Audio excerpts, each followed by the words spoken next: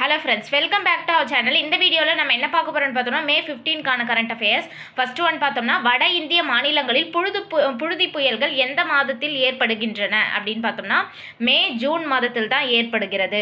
புழுதி புயல் அப்படின்றது இப்போ சம்மர் டைம் அப்படின்றதுனால அந்த இடத்துல இருக்க நிலப்பகுதி எல்லாமே பார்த்தோம்னா வறண்டு காணப்படுகிறது. அந்த வறண்டு காணப்படுறதுனால அந்த பெரிய பெரிய மண் துகள்கள்லாம் சின்ன சின்ன புழுதி மாதிரி மாறிடும்.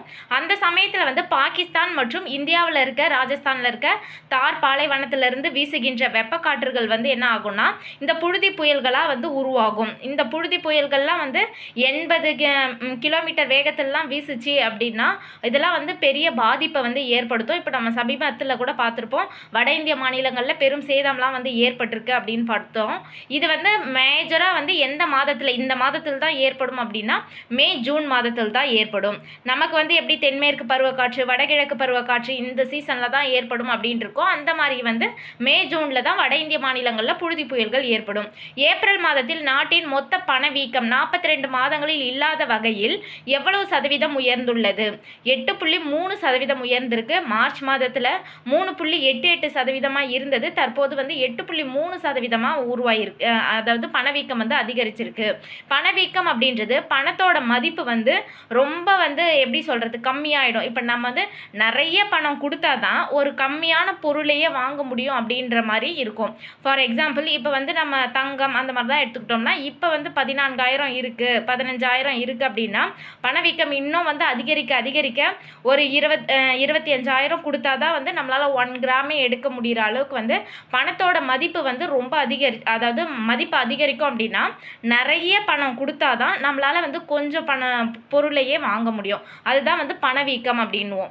இந்திய வேளாண் துறை சார்ந்த ஸ்டார்ட் அப் நிறுவனங்களை முதலீடு செய்ய எந்த நிறுவனம் விருப்பம் தெரிவித்துள்ளது? ஐநாவினுடைய IFAD அப்படின்ற நிறுவனம் தான் விருப்பம் தெரிவிச்சிருக்காங்க. 1977ஆம் ஆண்டில் வளர்ச்சிக்கான சர்வதேச நிதியம் தொடங்கப்பட்டது. இந்த அமைப்பு 100க்கும் மேற்பட்ட நாடுகளில் 200க்கும் மேற்பட்ட வேளாண் திட்டங்களை செயல்படுத்தி வருகிறது. இதனுடைய தலைநகர் எங்க இருக்கு அப்படின்னு பார்த்தோம்னா ரோம்ல, இத்தாலியினுடைய தலைநகர். ரோம்ன்றது இத்தாலியினுடைய தலைநகர். இந்த ஐநாவினுடைய IFADயோட தலைநகர் ரோம்ல இருக்கு. இதனுடைய நோக்கம் என்னன்னா பின்தங்கிய நாடுகள் வளரும் நாடுகளில் வறுமையை ஒழிக்க அதிதீவிர நடவடிக்கைகளை எடுத்து வருகிறது. எந்த மாநிலத்தில் இஞ்சி சாகுபடி மற்றும் அதன் மதிப்பு கூட்டப்பட்ட தயாரிப்புகளை மேம்படுத்தும் நோக்கில் ரூபாய் 189.79 கோடி மதிப்பிலான திட்டங்கள் செயல்படுத்தப்பட்டுள்ளது? மிசோரம் மாநிலத்தில் தான் செயல்படுத்த இருக்காங்க. மிசோரம் இஞ்சி இயக்கம்.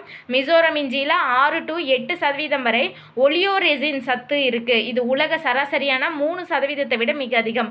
மற்ற இடத்துல காணப்படுற இஞ்சிகளில் விட இந்த இஞ்சியில் ஒலியோரெசின் அப்படின்ற சத்து 6லேருந்து 8% வரைக்கும் அதிகமாக இருக்குது அப்படின்றாங்க.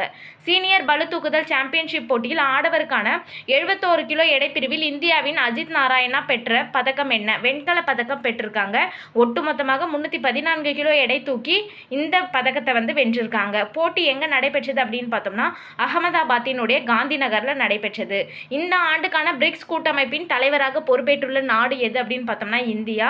இந்த பிரிக்ஸ் என்ற அமைப்பு 2009 தொடங்கினாங்க. அப்போதைக்கு அதில் இருந்த உறுப்பினர்கள் பிரேசில், ரஷ்யா, இந்தியா, சீனா, சவுத் ஆப்பிரிக்கா. இப்போ தற்போது எந்தெந்த நாடுகளில் இணைஞ்சிருக்காங்க அப்படின்னு பார்த்தோம்னா எகிப்து, எத்தியோப்பியா, ஈரான், ஐக்கிய அரபு அமீரகம், இந்தோனேஷியா ஆகிய நாடுகள்லாம் இணைஞ்சிருக்காங்க. ஓகே ஃப்ரெண்ட்ஸ், இந்த வீடியோ உங்களுக்கு பிடிச்சிருந்தா லைக் பண்ணுங்கள், உங்கள் ஃப்ரெண்ட்ஸ்க்கு ஷேர் பண்ணுங்கள், மறக்காமல் சப்ஸ்கிரைப் பண்ணுங்கள். தேங்க்ஸ் ஃபார் வாட்சிங்.